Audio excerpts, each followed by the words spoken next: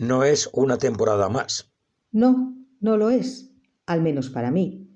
Va a ser mi temporada completa de automovilismo aragonés desde que me alejé del mismo en 1988, aunque organizaría la primera subida a Panticosa 10 años después, en el 98. Casi 35 años separado del aragonés, aunque no del automovilismo, porque de esta droga no se sale ni con todos los proyectos hombre disponibles.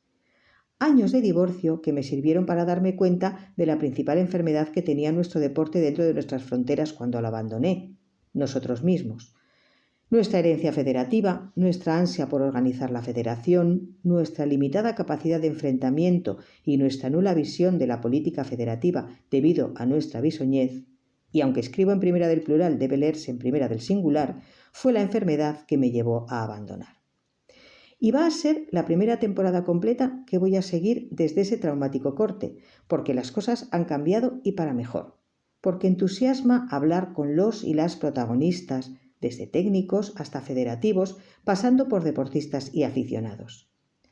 El experimento, que todavía lo es, llamado aragonracing.es, lo pusimos en marcha en casa, mediada la temporada 2022, para poder valorar si era cierto el cambio y la esperanza, y si valía la pena invertir tiempo, mucho, y dinero, desgraciadamente poco, en crear una herramienta más para ayudar en lo que se pudiera.